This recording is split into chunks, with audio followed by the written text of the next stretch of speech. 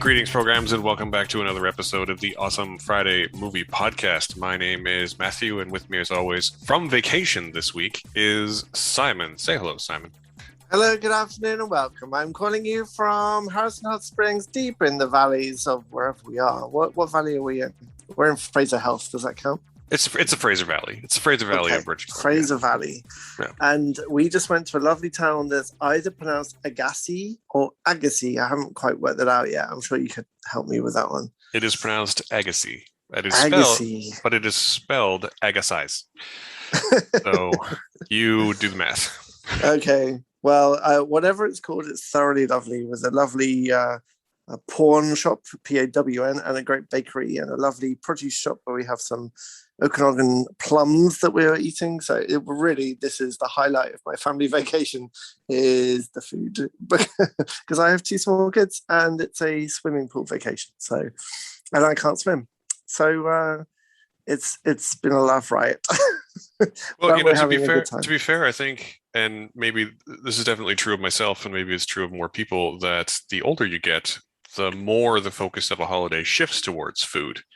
Yes, as one of the finer things in life, and also because, as we get older, for better or for worse, I can afford to eat better. I don't know about you. Yeah, yeah. And the food here, I mean, it's all like tourist prices. We've spent a lot of money on food, but it has all been absolutely like fantastic in a really non-pretentious kind of way. Like, there's a burger bar here. I don't know if you've been to Harrison, Matt, but there's a burger bar on the corner that looks pretty, not run down, just very, very basic. And the burgers they make are like these classic American diner burgers, and these beautiful buns, and they're full of like beautiful meat and fillings. And there's a pizza place that's amazing, and a German restaurant that's fantastic. And we went to like an English breakfast kind of place this morning that was fantastic. So the food here is really good. Very much enjoyed it. Well, so since Simon is joining us from Harrison on a cell phone, if there are any audio quality peaks and valleys, that is why. Please forgive us. And once again, Harrison, not a sponsor. but do sponsor us and give us free time in Harrison. That would be wonderful. Stay in Harrison Hot Springs for all of your hot springs needs. Let's not give it away for free. Well, I mean, I love the history of Harrison. There's a lovely bit of history here that you can read, which is basically, stop me if you've heard this before, a sacred place lived in and occupied for thousands of years by the natives, and then white men turned up and took it from them. And that's pretty much the history. Oh, nice hot spring. Think I'll take it. So now we have a hotel and an oak tree planted by Clark Gable in 1933. Oh, so there you go. Nice. Yeah, I suppose it would be good if we would occasionally acknowledge that we do podcasts from the unceded traditional lands of the Musqueam, Tsleil-Waututh, and Squamish nations. So, indeed. Oh, I'm British. I don't know anything about this colonial stuff that you keep going on about. So exclude me from all this. No. Anyway, so this week we are going to be talking about two films as per usual. The first will be the latest addition in the Candyman franchise from director Nia DaCosta and producer Jordan Peele. And the second will be Shang-Chi and the Legend of the Ten Rings from director Destin Daniel Cretton. It's the latest entry in the Marvel Cinematic Universe, for better or for worse. We are going to talk no spoilers for Candyman, and then no spoilers for Shang-Chi, and then we'll probably have to get into some spoiler territory for Shang-Chi, so we'll warn you when that happens. Mm-hmm. Where would you like to start with Candyman, Simon, given that you haven't seen it? It's going to be a very short podcast. I'll tell you what I have seen, and that's the original Candyman with Veronica Madsen. Virginia Madsen. Yeah. It's an interesting movie because I at that time the original Candyman came out, I was kind of dipping into different horror franchises because I was fascinated by what I liked and what I didn't like, and obviously the sci-fi stuff really stuck. But I really liked Friday the 13th as a series and how it kind of got more stupid as it went on. So when I watched the original Candyman, it was when I was sort of looking at these upper level Friday the 13th movies, and I don't remember being that scared by Candyman. I watched it all and found it really, really interesting. And I had no problem with blood, and mirrors have never really bothered me, apart from the Kiefer Sutherland movie Mirrors, which very much bothered me. But what I really like about what I've seen in the trailer for this Candyman is how it's kind of taken the mythos of it and applied it to modern like ideas and sensibilities. And I haven't seen this movie, but I've seen the trailer a number of times, and the trailer always looks great. I mean, that's the point of the trailer, that the paper puppets that they've got for the narration and the shots and the sort of the color palette really stood out to me. But I remember the original being kind of like cheesy and fine, kind of fine, just fine. So yeah. What do you think? What's your take on that? I mean, the original is from 1992. So yeah, and it's not exactly a huge budget film. So it is a little on the cheesy side. My first experience with Candyman, it was 1995, because I watched Candyman and its follow-up sequel, Candyman Farewell to the Flesh, back to back in the middle of the night by myself. And in 1995, I was 14. So they had a formative effect on my scare level, shall we say. I was a horror wuss for a long time, and Candyman is at least partially responsible for that.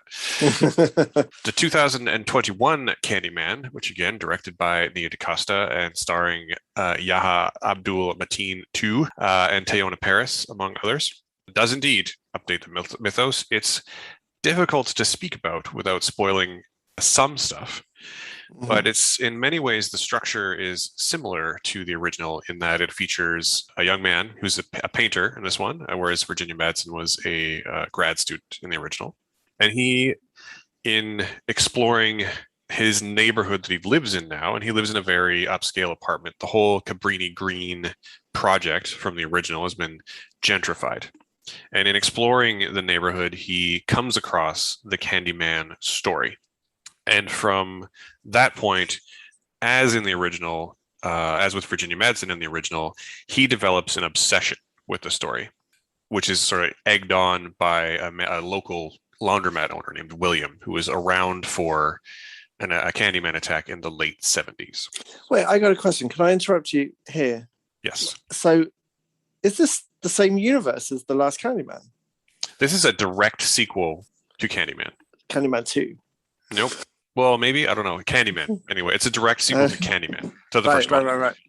I didn't realize that they were linked. I thought it was a fresh reboot. So Does it reference Virginia Madsen's character then and the happenings of that first movie? Yes, very much so. There's a whole section in the second act where, in the midst of his obsession and investigation, he's starting to paint images of the neighborhood, and he ends up being very, again, obsessed with Candyman. And so he creates this whole series of paintings, which we don't really see much of, but we're led to believe they're quite disturbing. In the course of his research into Candyman, he goes to the local university and he actually checks out her original files and reads them, but also there's an audio tape of Virginia Madsen's character, Helen Lyle, like narrating like her notes. So we get a nice vocal cameo from Virginia Madsen. But as the film goes on, basically his obsession starts taking him over and Candyman starts showing up in places. There's a couple of really good kills. There's a lot of really interesting imagery to do with, like, especially with mirrors, and DaCosta seems to really understand the camera work that this kind of movie requires. That being said, it's not terribly scary. It's kind of hard to contextualize all this without spoiling parts of it. But not being scary is not exactly a complaint when the rest of the film is so good. Abdul-Mateen is, I think, one of our most exciting young actors that's out there right now, and so What have I seen him in before? Most recently, he played the character that turned out to be Dr. Manhattan in the Watchmen TV series. Oh, shit, him. Right. And Teyonah Parris, who's also a very exciting young actor, she was in WandaVision. She was Monica Rambeau in WandaVision. Okay. Right. And the guy who... the laundromat owner, whose name is William, his real name is Coleman Domingo, and off the top of my head... He's been in stuff. Um, and he has a real like deep gravelly voice, and he has a real sort of his character has a real lived-in quality that really every time he tells a story of the neighborhood, which he does a couple of times through the movie, it like really hits home just because of the way that he speaks. You can see him in you probably remember him from If Beale Street Could Talk or Ma Rainey's Black Bottom last year. He was also in Selma. He's got a pretty good filmography going on himself. Right. So you said the film's not scary. Is it trying to be scary or is it trying to be creepy? Like, what do you think? What was its aim here? Does it try to be scary and fail, or does it just try and be creepy and succeed? It's probably the latter. I feel like it's the latter. It must be the latter. There's a lot of scenes where like there's a good one right the first time that the main character says Candyman 5 times into a mirror and his girlfriend. So it's Abdul-Mateen and Teyonah Parris, and he says it 5 times, and she doesn't believe him, and she thinks she stopped him. But then, as the scene continues, Candyman's just there in the mirror in the background, and it's quite creepy, but it's not really scary. Mm-hmm. And there's many other scenes like that. The first real kill involves people being killed with a hook but that they can't see him, but you can see him in the mirrors around them. It's just it's really well put together. It's just not terribly scary, you know? But again, I don't really think that's necessarily a problem with the film. It's just something to note because the film definitely updates the mythos of Candyman in really interesting ways and really in the same way that the original didn't skirt around anything, which is what I was about to say. The original is really about like white on black systemic cultural violence, and this takes that to a new and modern place. Right up to in the last scene of the movie when shit's gone down and the police pick up Teyonah Parris and there's a dead person, and the cop's like, yeah, I appreciate your testimony. You really he really came at our officer, and our officer was forced to discharge his weapon, right? Like, which is not what happened. Spoiler alert. Right. It's I feel like even that's too much of a spoiler, but it shouldn't be a surprise if you watch the preceding 88 minutes of the film. Right. What happens societally is not surprising in this movie. Yeah. What is surprising and interesting is the places that it takes the mythos. The Candyman that we see in this film, I don't think it's a spoiler to say, is not Tony Todd. So the opening scene of the film takes place in 1977, and it's William, the laundromat owner, as a young boy. He's probably 10. And there's a story going around about a local man with a hook for a hand, and not like a bloody stump with a meat hook, but like just he has like a prosthetic hand in the 70s. Mm-hmm. And he gets blamed for putting razor blades into candy at Halloween. And the police beat him to death in front of William, pretty much. So this is the Candyman that we are seeing through most of the film. So it's not Tony Todd. And as the film progresses, and it basically comes to light that there's not just one Candyman. But I don't really want to say much more about it because I'm basically spoiling the whole thing at this point. So where are you? And you don't sound that convinced about how successful any of this was. So, I mean, I'm not convinced. I'm just trying to find ways to say what I want to say without spoiling any more than I already have. And that's tough. It's difficult with a film like this because everything that is important about it, like, I don't think it's necessarily fully successful in terms of being scary or creepy, but in terms of being a comment on, current American society, very successsul. In terms of being a well-directed, well-acted piece of cinema, it's incredibly successful. It lacked that certain something extra for me that maybe the original had. But it's still unique. Like it still honors the original, but updates it in a way that it feels organic and real and needed. Right, right. And what did your horror aficionado wife make of it? She thought it was good too. She actually liked it probably better than I did. Her main comment Hmm. was again that it wasn't really scary, but like um, all of the stuff to do with society is perfect, basically. Right, right. I mean, honestly, if I have one major complaint about the film, it's not that it's not scary. It's that there's definitely one scene where a bunch of teens get killed that is completely unnecessary. Like, like doesn't serve any purpose. And it's only a 90-minute film, and that's probably like a 4 or 5 minute scene that's incredibly well shot and but doesn't serve any narrative purpose or any character purpose for any main character and could really easily have been excised and something more interesting and important could have been put in. Like there's Huh. a that one scene feels like, we need a cool kill scene for the trailer. So let's Right. put it in the movie. And it's not there to show how dangerous Candyman is, or to show. He's already killed several people at this point. Oh, right. So So you don't really need that context anymore. no, not at all. And like Hmm. it's weird because you can see why they put the scene in, because it does feel sort of emotionally earned at that point in the movie, but it's not earned by the characters or the narrative. Right. Like it serves the audience, not the story, if that makes sense. Yeah, no, totally. But from a directorial point of view, this is I didn't recognize the director's name. Has she done anything that I will like what I would have seen before? She only has, I think, one other film to her name. Let's just punch her up really quickly. If you pardon the expression. Yeah. Yeah, she has a film she did that won an award at Tribeca 2019 called Little Woods. It had Tessa Thompson and Lily James in it that I have not seen. Right.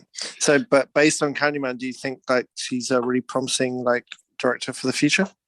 Yeah, and based on that, as much as I hate to link, that sort of idea to major productions, I think Hollywood does too because she's been signed to direct the Marvels, Totally. the next Captain Marvel film. Oh, really? Yeah. That's very cool. Yeah, in which Teyonah Parris will obviously be appearing as Monica Rambeau. She's one of the Marvels. Right. Yeah. That project, total side note, that project's going to be totally interesting because it's going to be a sequel to Captain Marvel, the film, as well as WandaVision, the series, as well as Ms. Marvel, the series. So and it's going to be a lot. Isn't it going to have? It's going to have Ironheart as well, or have I got my my groupings mixed up? Ironheart is appearing in the next Black Panther movie, I believe. And she's not a Marvel? No.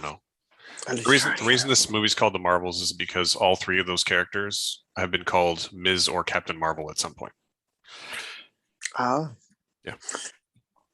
Okay. Anyway, yes, Nia DaCosta is a very promising director. The way she moves the camera through scenes is incredible. She has a real sense for where the camera needs to be at any given point in a scene, and she's frequently shooting from low angles that really accentuates the fact that the people at the bottom are at the bottom, and some of the people who don't think they're at the bottom are at the bottom. It's really well done. It's really well done from a craft point of view. Right. Yeah. Cool. As it's not that scary, it might sound like something I might watch at some point. Yeah, and honestly, you should watch it just because, again, Yahya Abdul-Mateen too is he's really good. Like he has a really compelling presence on screen. Really dynamic, really interesting. And there's one scene in particular where he's basically him and another actor are mirroring each other, and it's really, really, really well done. It's everything he does. He seems to be able to convey a lot just with body language, and in particular with his eyes and the way he sort of moves his head and his torso. He seems to be able to convey not only anger, which is what a lot of younger male actors are really good at, but he seems to be able to convey like vulnerability in particular in a really interesting way. Yeah, I think it's really like he's really good. I'm sure he's going to be a massive star at some point, right? Or at least win all the awards. One of the two, or both. Why not both? So, what did Candyman get in your Letterboxd score? What did you give it? I gave it a 3 out of 5. Yeah, solid. If I was giving out half stars, it would have got a 3.5. Yeah. But I don't do that. So I'm really interested. I'm more interested to see it now. Now I know it's not like I've lost my ability to watch really scary or jump scary stuff. So creepy, I really like. I also like, for some reason, I really like movies that have a long time gap before since their predecessor and kind of references them in a weird way or in a obtuse way. So I'm really interested to watch this more now, actually. yeah, there's a film writer called Matt Singer who was the editor of Screen Crush who coined a term for that. He calls them the legacy quel. And it's because there's been so many lately, whether we're talking about this, which is 29 years later, or Tron Legacy, which was 20 plus years later, or Creed, which was like a 20 years later. It's been Blade a real trend. Yeah, Blade Runner's another one. Been a real trend lately of these like long time later sequels. Yeah, I like it. Yeah. Cool. Okay. Well, I'm now way more interested to watch it. So good job. Oh, good. Well, I'm glad. And what a beautiful segue as well from a director of Candyman becoming a Marvel director onto the latest Marvel film. Indeed. And this is a point in the show where I'm going to stop and just say that Candyman is only playing in theaters right now, and Shang-Chi and the Legend of the Ten Rings is only playing in theaters right now. And if it's safe to go to the theaters for you, then I recommend you see it in a theater. But if it's not, then don't, because it's just a movie, people. It's just a movie. If you're in a place that has a lot of cases, or if you are at high risk, then it's okay to stay home. It's okay to miss them for a little while. And if you do go, be safe, practice social distancing, wear a mask, make sure you're vaccinated. Don't be that guy. Don't be Miles Teller, basically, is what I'm saying.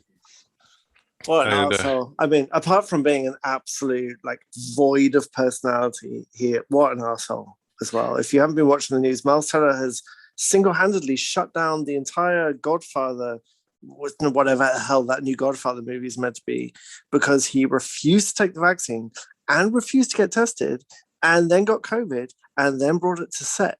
And so the whole thing's been shut down. What a prick. Yep. What a selfish asshole. It's weird because like I am hot and cold on Miles Teller. I know he's an asshole in person, but he's given a couple of performances that I quite like. But that is no excuse, sir. Like, you could be the best actor in the world, but if you're giving people a deadly disease, then you're an asshole. Yeah, what a dick. Yeah. Anyway, less about Miles Teller and more about Shang-Chi. Right. So, Shang-Chi is the latest film in the Marvel Cinematic Universe. It features Canada's own Simu Liu as the titular character, alongside Awkwafina and Tony Leung and Michelle Yeoh and a number of other people in a world sprawling but somehow quite small and contained superhero origin story for Shang-Chi, the master of Kung Fu. Yes. We have differing opinions on this, although I think both mostly positive. I don't think they're that different. I think we're going to pick at different parts of it. But yeah, I get the feeling that we have slightly different approaches to what we think about this. Yeah. So to start us off, the film opens in San Francisco, where Sean is living what seems to be a quiet, normal life with his best friend, Katie, who's played by Awkwafina. And they're just living their lives. They're valets at a local hotel. And then one day when they're on their way to work, they're attacked by ninjas. And Sean is able to fend them off.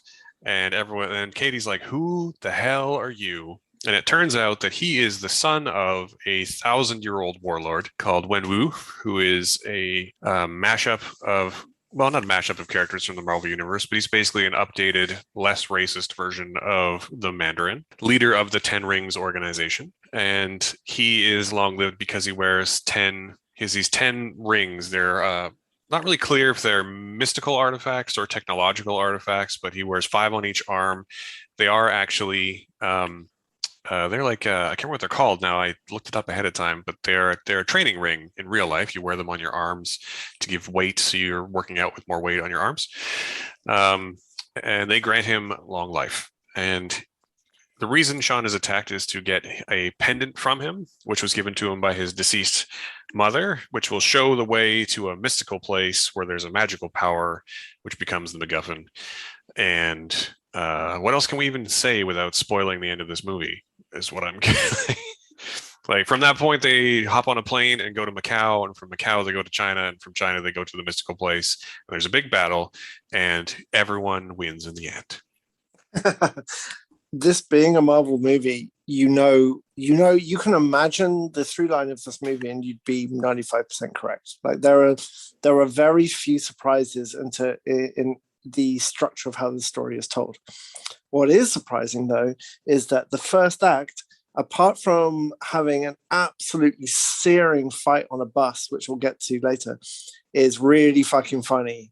Like really, really gently funny in a way that other Marvel movies really aren't, especially introductory movies. Like if you compare this to Captain Marvel, say, there's a lightness to this when we first meet Sean and Katie and see their lives, and they sort of goof around, and they've clearly been friends for years and years. He knows her family so well there, but he's basically part of their family, and they, instead of going to bed before their early shift, they go and sing karaoke, and they just hang around in San Francisco. And honestly, you might come out of this movie wishing that was the whole movie, of just watching these two hang around in San Francisco, because that would be a damn good movie.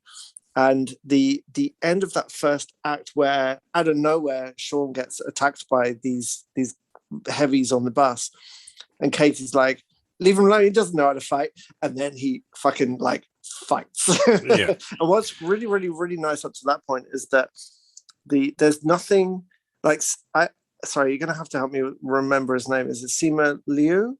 It's Simu Liu. Simu Liu. Don't feel too bad. Don't feel too bad. It's difficult to pronounce Asian names if you're not used to speaking Asian languages, which is why I'm sure I'm butchering it as well. But I've never seen Kim's Convenience, so I've never really seen him in action, and he and Awkwafina have this incredible chemistry, but also his body language is really like chilled and understated. So there's no kind of precursor to him suddenly fighting. So what's really, really nice is that we are in Awkwafina's head as she reacts to this fight. This is the first time she's seen him do like anything like this, and he defends himself in this incredible fight on the bus. It's just wonderful. The first act of this movie is absolutely wonderful. Yeah, it's as strong of an opening as Marvel have done maybe ever. Mm-hmm. It very much brings you into the world of Shang-Chi's life and the reasons why he's living alone in San Francisco, the reasons why, as you immediately find out, that he ran away from home, are revealed through flashbacks throughout the film. But they all make sense, and the life he's established for himself, you can tell, is one that is sort of, despite not being very high profile or even being, debatably, successful in the economic term of the word, but it's one that is, you can tell he's content. He's very happy in this world, and it turns out it's because it's one he chose and one he built for himself, rather than being something his father gave to him, or as would be more likely the case, forced on him, because his father is again a 1,000-year-old warlord. Mm-hmm. This film, I would say, is all the Marvel films casting is stacked at this point, but Simu Liu is great. Awkwafina is great. Tony Leung is a living legend. Michelle Yeoh is a living legend. Benedict Wong is on his way. I can't pronounce her name. I think it's Mengir Zhang. I can't pronounce. I'm sorry. I can't pronounce it. Is that his sister? Plays his sister, and she's really good. Yeah. So Tony Leung is one of those actors who, like, if you're familiar with the cinema of Asia, and if you're familiar with especially like Hong Kong and such, if you're the works of like Wong Kar-wai or anyone from that sort of era or region of filmmaking, he's already a legend, right? But he's never really broken big over here in a way that I can remember. And I honestly really hope they let him do whatever he wants over here now, because he's an amazing actor. And again, everyone in this film is good, but the scenes where he is speaking to any group of people, he has so much more nuance in his performance than literally everyone else. You can really tell there's a dinner scene where he's telling a story, and you can tell at this point that he's a little bit, something's not quite right there, but he's so committed to, the actor Tony Leung is very committed to the role, and the character is very committed to his belief system at this point, and it all comes through wonderfully. You could turn the volume off on that scene and still understand what's happening because he's so good in it. One of my favorite parts of the whole movie is actually how it's very easy to write a villain who's just scenery chewing and just bad because he's bad, which is how the original Mandarin was written for Iron Man 3. Yeah, 3. And obviously that was done for a point as well. But what I really actually loved about this film is that the motivation of this Mandarin and is grief, and Tony Leung, a successful villain is one that can make you kind of see his point. And he's so motivated by the loss of his wife and the anger and resentment towards who he thinks towards her people in this mystical village that are perhaps keeping her hostage after her death. And he does a fantastic job of portraying that hurt and if the guilt he feels for giving up the 10 rings, and maybe he could have protected her and then reclaiming that power and using it in anger. It's all just done really, really well. That could have been so overblown as a motivation. And he can oscillate between extremely vulnerable and hurt and then suddenly snap into this cold, warrior chieftain, even for his own children. And he does it, and it without any kind of whiplash. It's really, really believable. And that was one of my favorite parts of the movie. Absolutely. It's the great strength of the film. I think that it makes, once it becomes clear, especially who the actual villain of the piece is, because I don't think if you watch the trailers, they're hiding something, and what they're hiding is the same thing they're often hiding, which is that the villain in the trailer is not necessarily the villain in the movie. Yeah.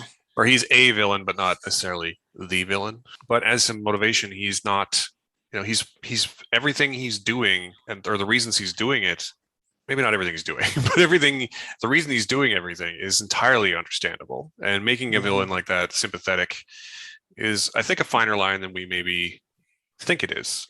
Because it can be so determined by the performance, right? So determined by whether or not the actor dials it to 11 or not. Yeah, totally. And Tony Leung is an actor who very clearly knows very precisely exactly where to dial it to in every given scene, and it's kind of wonderful to watch, actually. Yeah. And you can tell that he's kind of making everyone else better around him too.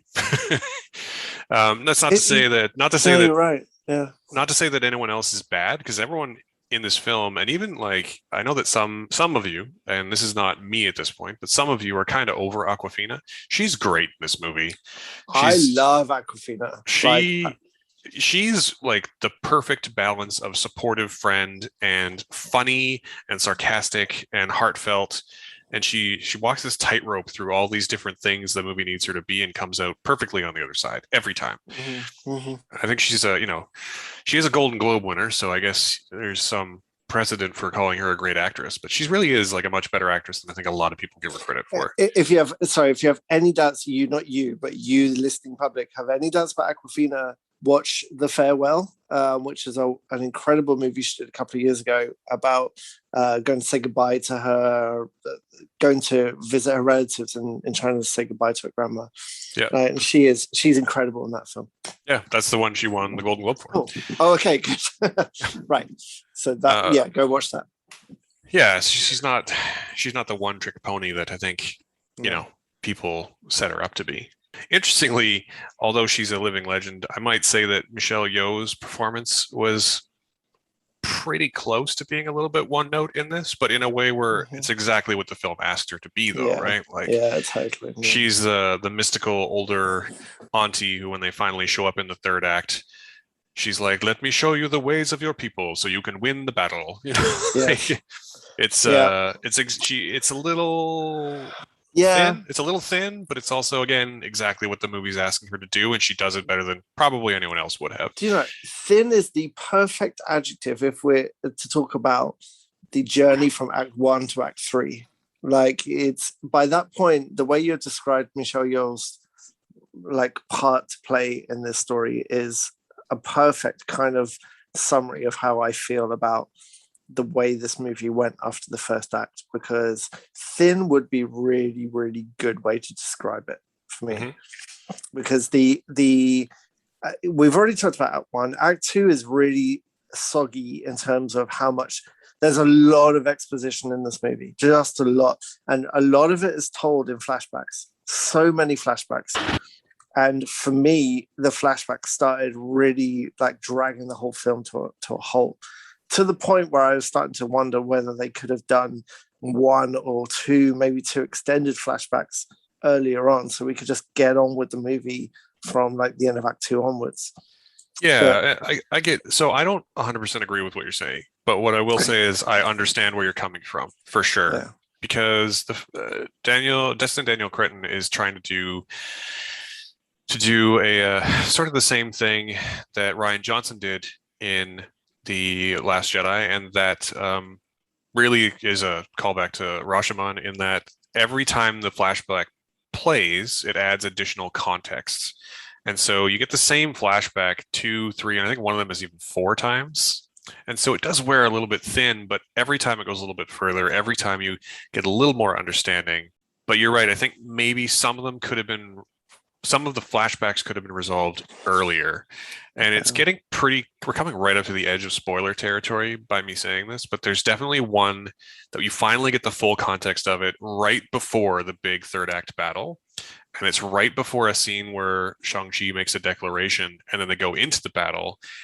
And because those two things are so close together, I don't feel like it doesn't really feel right, for lack of a better way to say this right now, where like there's no build up to what Shang-Chi declares he's going to do, because the build up to it happens in literally the scene before, as opposed to like earlier in the film. Yeah, you're right. That's less of a complaint for me. It's just, but it is a little bit frustrating that it's so close to being better. You know what I mean? Like, and again, I think this is a great movie. I know that you think it's a good movie, and I think it's a great one. I think it would be fair to say. I'm somewhere between good and great. Like we'll talk about the third act in a little bit, but there's so much good stuff in here. I think maybe I'm a little frustrated about how good this movie could have been with a bit of rejigging and a different focus on the third act for me. But in terms of introductory movies for new Marvel characters, I think it wipes the floor with many, many other MCU movies. Oh yeah, for sure. I think it's their best new character introduction since Black Panther, like bare minimum since Black Panther, but probably before that. And I think as just a solo superhero film, as a solo and reasonably self-contained superhero film, it wipes the floor with a lot of their other movies. Like I think this film would end up in my top 10 if I re-rank the films, which I'm not going to do until Eternals. But it would probably be in the top 10. It would probably be close to, if not in my top 5, I would say. Yeah. Yeah, it's tough. I'm not going to think about that too much until we have a chance to see Eternals, because I don't want to rank the movies every time there's a movie, because that just sounds exhausting. And is Eternals this year? Yeah, if it stays on the calendar, it's the last Marvel movie of the year. I have to say, there was a new trailer for Eternals in front of Shang-Chi, and there's nothing in that trailer that makes me want to go watch that movie because I mean, I have no context because I have no idea who these people are anyway, and you have much more context than I do. But Yeah, just from watching that it's a- that just like CGI fest of a trailer, it's like all the things we're going to talk about Act 3 soon, but it's like all the things I don't want to see in a Marvel movie. It's just all of that at the moment. yeah, not to go on too much of a tangent, but I remain hopeful about Eternals for a couple of reasons. One of which is that the cast is stacked, Mhm. and two of which is that Chloe Zhao, who recent Oscar winner for Best Director, Chloe Zhao, is directing it. But more importantly, they didn't ask her to direct it; she pitched it to them, and she makes good movies. So Mhm. I'm going to remain cautiously optimistic that, Right. despite the fact that it's full of CG, there's something there to be considered. I haven't seen Nomadland. Is it stellar in terms of direction? Oh yeah, and actually, I would even argue she has a film from a couple years ago called The Rider, which is just it'll hit you directly in the emotions. It's Right. such a good movie, Right in the fields. and she has a real naturalistic way of directing. You know, long takes, wide focus. And really she manages to get really good performances out of her actors, and that's saying something. You know, among Frances McDormand performances, this is one of Yeah. Frances McDormand's better performances in No Man's Land, and that's saying something because she's basically Yeah. always good, right? Yeah, totally. Yeah. Anyway, so Eternal is hopefully good. Okay. Shang-Chi, I mean, top third Marvel film, I would say at least. Top You know? top third, yeah. Well, maybe we should get in spoiler territory so we can pick apart the latter half of this movie. Yeah. So we're gonna start talking in a little more specific detail. So if you haven't seen Shang-Chi yet, and you want to, and you should want to be clear, this is a very good movie and you should definitely see it. If it's safe to see it in a theater, then go do that. If it's not, it'll be okay. Just see it when you can see it. It's a good movie. In some ways, it's kind of a shame that they forced it into theaters because I feel like if this was a normal year, this movie would be as big as Black Panther, uh, Mhm. in terms of just representation and capturing the market and capturing a different segment of the fandom in a way that I think should really be celebrated. Um, Mhm. but the circumstances of its release are not ideal. So that doesn't feel like it's happening in the same way. And I really think it should. But to not put a pin on that, it's a great movie. You should definitely see it. We're going to start talking about spoilers now. So I'm going to just quickly say, if you like what you've heard so far, please, please do the thing that we've asked you to do before, which is to say, give us a subscribe on your favorite podcasting platform. We're on most of them now. Give us a like, give us a review. And if you'd like to support us in a more direct way, we do have a Patreon at patreon.com/MC Simpson. That's Mick Simpson. Yes. We do have a Ko-fi and all that stuff too. If you go to awesomefriday.ca, you can find all of these links. And we very much appreciate your listening this week and every week. And we love you. We really do. Yeah. And now's the time to stop your listening and bookmark this episode for later because we are going to start talking in spoilers in 3, 2, last warning, and go. I am so fucking over Marvel's obsession with Act 3 CGI fests. There we go. Let's begin with that statement. I am so fucking done with close up, quick shots edited together during massive CGI battles where you can't see what the fuck is going on. And on that kind of topic, if you're gonna make a movie that honors Hong Kong martial arts movies like this or Asian martial arts movies like this, then pull the fucking camera back and let us see the work. Let us see the choreography. There's 50% of this movie where they do that, and it's electric. There's 3 shots in particular that are tracking shots that show Shang-Chi going through a place to do something that is time sensitive, and he beats the shit out of people on the way. And all 3 of those instances are absolutely electric. And then you've got the rest of the time where every shot is about 6 inches from a person's fist, and the edits are like 2 or 3 seconds between.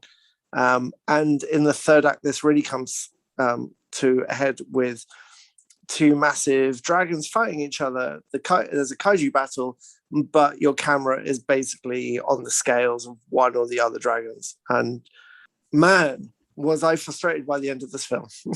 Okay.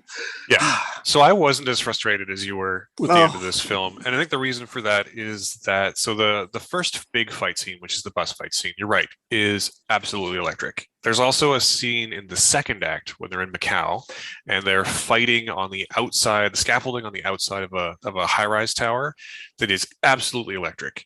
And even though the camera in that one is sometimes quite close, that actually lends to the experience of it because the camera also, director Destin Daniel Cretton, keeps the camera moving in such a way that makes it sort of part of the fight. So it's never too close and it's never too far away, but it's always moving. So you can really get a feel for, I think it actually lends itself to that feel that all the movies where they cut quickly through fights, I think it actually develops that feel for what that's trying to do because the camera's moving and you're following the action in such a way where you can see it all. Whereas opposed to when they go into like a scene where they're cutting very quickly from camera angle to camera angle and you kind of lose geography and you kind of lose momentum. So that being said, in the third act, there's two major events, and one of which is the showdown between Shang-Chi and his father. And that one is excellent. And then there's a showdown between two giant dragons and Shang-Chi and a dragon. And that one, every time the camera pulls back and lets you watch what's happening, is incredible. The CGI and the creature design is top-notch. And every time it pulls in close and shows him like running on a dragon's back, it's way too close and way too fast, and you can't tell what's going on. And it's not as bad as many other Marvel films, to be fair, but it's really frustrating when it happens because of the parts that are so much better. you got two grayish dragons fighting against a gray sky over gray water. That's not fair. One of them is gray and one of them is off-white. There's a wonderful, you could freeze frame it and print it. There's a moment where they kind of swim up against each other and this giant flume of water follows them up and Shang-Chi and his sister are on the head of one of them and the camera does a huge, wide angle of these two dragons coming up. And it's incredible. You could print that and frame it as a picture. And then you're back on, following the footsteps of him on the back of one dragon, and it cuts and cuts. And honestly, at the end of this movie, I had no idea what was going on. I completely clocked out. As I mentioned to you, there's one point in the great finale, the bad dragon is killed because Shang-Chi manages to throw his 10 rings inside his stomach or something. And when he was trying to pull them out, the 10 rings are in the stomach. And I have no idea how they got there. I have no memory of following what the hell's going on here. So to be clear, I don't have that problem. I was able to follow that whole sequence. I was able to follow without a problem. Congratulations. But again, I totally get where you're coming from. There's so many quick cuts in the scene leading up to that it's kind of hard to follow. You lose a bit. And it's hard to. It feels a little bit unfair to say you lose geography when he's running on the back of a dragon that's moving and fighting another dragon. But you sort of lose track of where everything is. But then when he shoots the 10 rings, which at this point he's taking control of, into the mouth of the one from beyond, I think it's called, the giant evil dragon, the camera pulls back and suddenly it gets really interesting again because you can see him, manipulating the rings from where he is, and you can see the CGI of the rings inside the giant dragon are incredible. Again, the creature design in this is top notch, and the monsters are very scary looking. But yeah, it does feel like this film has a little more director's touch in a lot of the action than some of the other ones do. But the scenes where it's clearly we made this CGI before the director looked at it, or before we maybe even hired him, is a little rough. It's definitely that Marvel problem, Yeah. I just don't know. I don't get the obsession with close quick cuts. I don't know why they are so obsessed with doing it, because it's not effective at all. It's just not a good way to tell a visual story, especially when you've got lots of things happening on screen. And the choice, this is a controversial opinion. Do you know why I prefer Pacific Rim 2 to Pacific Rim 1? Because everyone everyone fights in blue sky daylight, so you can see what the hell is going on. Like, why have like gray monsters fighting against gray backgrounds? I just don't get where the color's gone. I don't know why it's important that that has to happen. Is it because it's serious? We need gray skies for serious things. It's just so frustrating to me. Well, I can tell you at least in terms of the color of a film, Marvel definitely has a color aesthetic, and that color aesthetic ever since about the first Avenger would be the first really bad offender for it. But every single Marvel film looks like their color grade reference color is concrete, which is really frustrating. Yeah. Thor Ragnarok does a pretty good job of getting out of that, but most of Yeah. the rest of them, Black Panther does a pretty good job as well, but most of the rest of them, Civil War and Winter Soldier are probably two of the worst for it in looking, Black just because Panther. like they just look, everything looks gray, everything, not just the skies, but everything looks gray, and it's really upsetting. Yeah. Well, Black Panthers, I mean, I don't excuse the end of Black Panther as well either. What a great movie ruined by a terrible ending when they fight in the tunnel with the trains, and they're kind of that one's orange and one's purple, so you can tell which is which, but you've got gray against gray against gray, and it's not compelling at all. It's just not interesting to watch at all in any Yeah, you way. definitely in that one you end up with, black against gray against dark purple. Yeah. It's a bit much. I will say though that with Shang-Chi, as with Black Panther, that for me at least, the resolution of the big final battle, not in terms of whether they win or not, but just in terms of like the themes of the film and the character arcs completing, is very satisfying, and I'm able to excuse it more than you, I think, based on that alone. Same with the end of Wonder Woman, the first Wonder Woman film, the last act of which is a huge mess of CGI, but the theme pays off so well that I don't care. Right. It's another good example of that. And this is one of those where the themes of acceptance and the theme of family, which permeates the film, which we've done a really bad job of talking about so far because we jumped right into this third act discussion. But all of those themes come together in such a way that even though there's a big messy CGI battle at the end, I don't really care because all the character arcs are resolved, all the character relationships are resolved. The film feels complete, but still open to me being able to see them all again. And I really appreciated that about this film. So that's I think why this is I think why I'm able to get past it a little more, is that like for me, as long as those things resolve well, I can forgive almost anything. For me, a bigger failing would be if it just ended and expected me to watch another film. Yeah, no, that's fair. I mean, it did in terms of story arcs and characters, and the way it ended it in particular, where it cuts to they've found their own Lewis, haven't they? They found their own person. Aquafina does a great job of kind of narrating, like summarizing this whole movie in 2 or 3 sentences at the end, and it's again when it comes back to them, it's really really electric. It's really really good. But I'm just having a real problem with how they're choosing to tell the third acts of their story. Like we've talked a lot about the first and second acts, like, but there's a lot in the first. I mean, the first act is fantastic. The second act is really weighed down with how it tells its exposition, which is fine. In order to tell that much of a backstory, you've got to choose a way to do it. So I can excuse when it's a little bit heavy and a little bit soggy. But what I can't excuse is the absolute kind of obsession with CGI, like quick cuts to CGI, especially in what is meant to be a martial arts movie, where like, we need to be able to see what's going on. And I did like the resolution a lot of all the character arcs in Shang-Chi. And in fact, I don't think there are any characters that didn't have a good, satisfying arc. But I do have a problem with how they choose to tell that story. Yeah, I mean, even Wen Wu's character, Tony Leung's character, Wen Wu, the ostensibly the villain of the piece, gets I think, a really effective resolution. Yeah. A moment he's been motivated by this. So basically, the story is that he's trying to resurrect his wife. He believes that his wife is being held prisoner behind this massive gate that's guarded by this mystical realm, which is where Shang-Chi's mother is from. and he gets to there and he starts to take down the gate, and Shang-Chi is able to confront him. And in a moment where he, in a lesser film, he gains control of the Ten Rings by embracing the teachings of his mother and his aunt.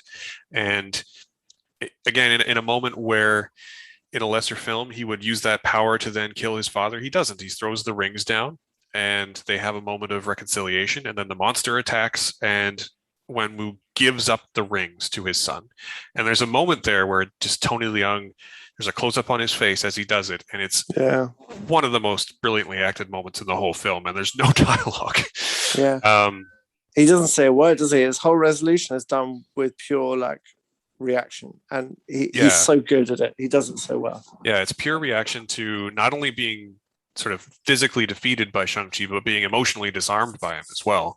Yeah. And it's so effective, which again is, I think, why I'm a little less harsh on the third act, because really what you're talking about is contained to just the kaiju fight. The fight and resolution between Shang-Chi and his father is a little bit cutty, but it's mostly told in wides, and it's mostly the only bits of CG are the fact that the 10 rings are there, because there's just no way that they can do those practically.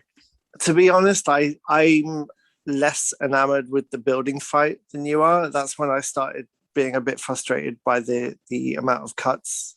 There was actually quite a few moments on the bus fight as well, where especially as the bus fight used a lot more wider cuts and passive camera, so there was a lot more contrast between what we could see and what we couldn't see.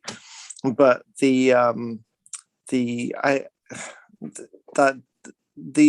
three acts are quite different, aren't they, in the way that they were told, the way that the story was told in the three acts.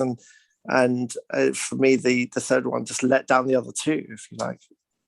That's fair. I mean, the first act, if we're going to really break that down, the first act is really a really good example of show, don't tell. And the second act is kind of tell, don't show.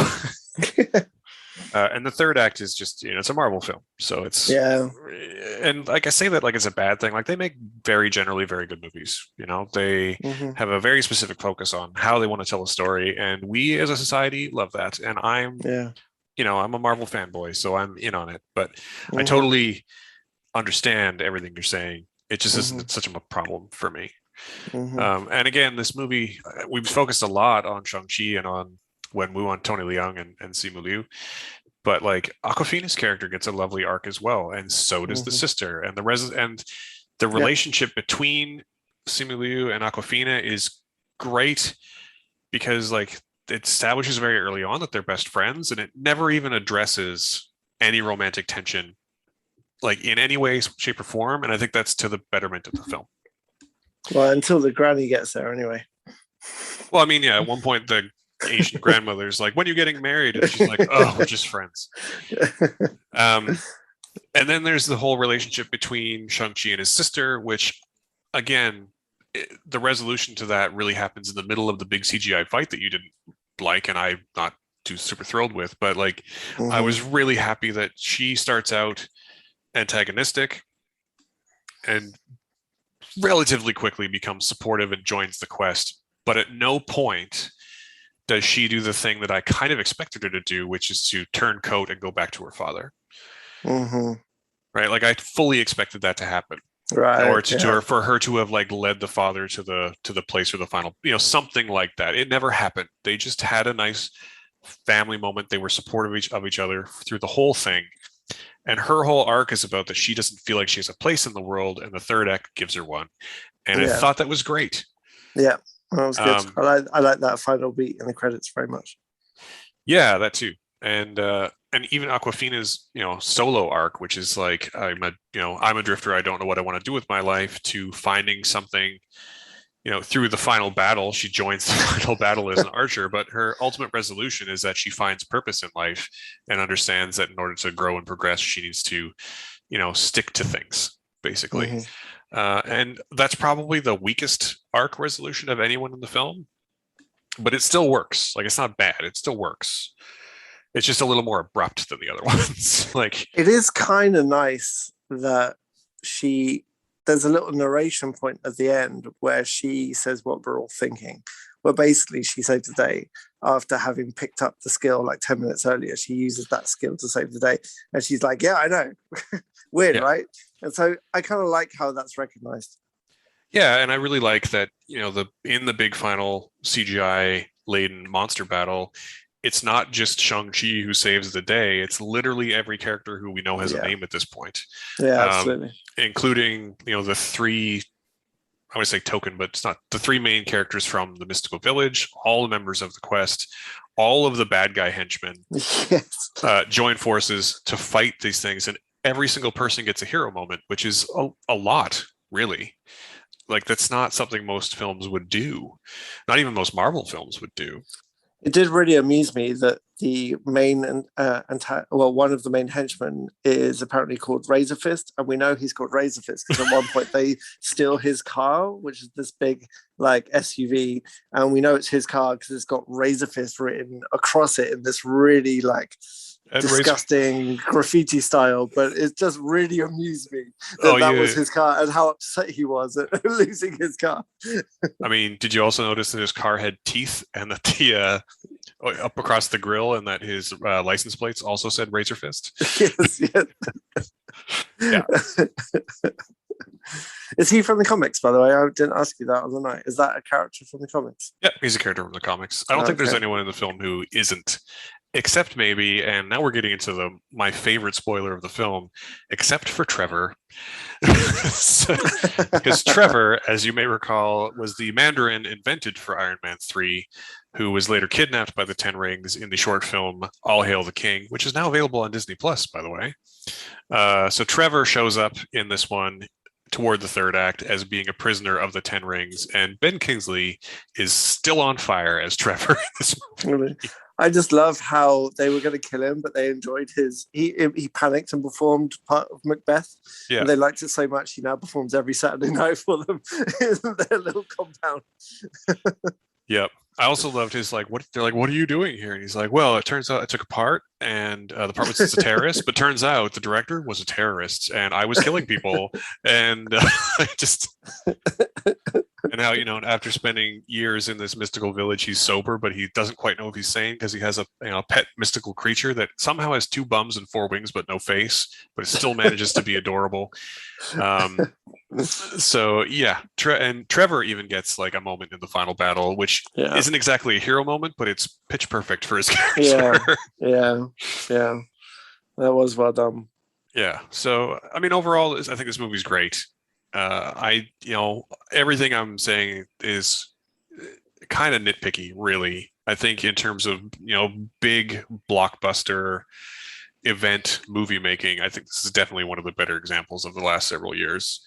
I think maybe Marvel and to a lesser extent, well, not even a lesser extent, but Marvel and other Disney projects like this one are really held back a little bit by the need for them all to be a big event. And this one should be that and isn't, which is a weird thing to say when they've had so many that are but maybe shouldn't be. So. Yeah, no, totally. But no, absolutely. You're not going to have a bad time watching this movie. You might feel it's a little slow in Act 2, especially compared to Act 1. You'll feel the pace in Act 2, but you'll definitely, like, if you've seen a Marvel movie, you'll know what the third act is going to look like, and how you react to that is going to be completely down to your personal preference for that kind of thing. But in terms of, like, you compare this to Captain Marvel, which I'm not a big fan of, but even the first Ant-Man, which I really, really like. This is a really, really funny, sparky introductory movie. And I need nothing about this character, which is probably the first Marvel movie where that's happened. Didn't know anything about this character whatsoever. So I had no context going in at all. So the fact that I've come out of this film and I really, really want to see what they do next is testament that it's successful. It's hooked me into being invested in that character and all the characters that they gave me, especially that combo of Sean and Katie together is just fantastic. Yeah, it's interesting too. So in the post-credit tease, which involves Wong from Doctor Strange and Infinity War and Endgame, they're examining the 10 rings, and he very purposefully brings Katie along as well. And he's showing the 10 rings, and Bruce Banner's there in a non-hulked form, interestingly, and Captain Marvel's there, and but they very purposely bring Awkwafina along. And now I'm kind of concerned that she's going to end up like Lewis from Ant-Man, which is to say that she's been invited along to this point, but as soon as there's going to be a big team up, they're probably going to leave her behind, and I kind of don't want that. Well, now she's a super dragon killing archer. Maybe she can come along. Yeah, or at the very least, I would love to see a movie where she and Luis get to talk. Oh my God. Michael Pena and Awkwafina together in anything. Absolutely. I would pay for 90 minutes of that without any hesitation. Yeah, 100%. So yeah. Okay. Well, so I don't, there's a ton of and just to be clear, I feel like there's a lot of people who probably want to hear the fact that yes, there's a ton of Marvel minutia in there, and all of it is garnish, and none of it is required, which is my favorite way that Marvel does added content to their films. Wong appears, Abomination appears, Trevor appears, and all of it is either garnish or plot relevant in a meaningful way, and that alone makes it one of the better Marvel movies too. Yeah. It's got a real personality, especially the first half of this film feels really different from anything else they've made before. It's got a real kind of energy and humor to it that is not characteristic. It's a very confident movie, definitely. Yeah. True story. Well, I think sounds like a place for us to wind down. Absolutely. Go and watch it, or wait to watch it. Either way, you'll enjoy it. Yeah, I mean, again, if it's safe where you are, then go see it. If not, it's going to be on demand before Christmas. So, yeah. In fact, it'll probably be on demand before the end of October if things are going the way they are. Yeah. So, maybe. So, once again, we're going to wind down. Thank you so much for listening. This is the second point in this episode where I'm going to ask you to, like, subscribe, review, and support us on Patreon. Do all the things, and you can do all the things from awesomefriday.ca. Next week, I don't know exactly what we're going to be covering, and I find that exciting. I think we're talking about Kate. Are we maybe next week? Is that next week? Yes, Kate from Netflix and something else. Okay, we will find that something else. But I'm very, very, very, very excited to watch Kate. So I'm looking forward to that. Yeah. So with that, thank you again for listening. My name is Matthew. And I'm Simon. Thank you so much. And we'll see you next week. Bye.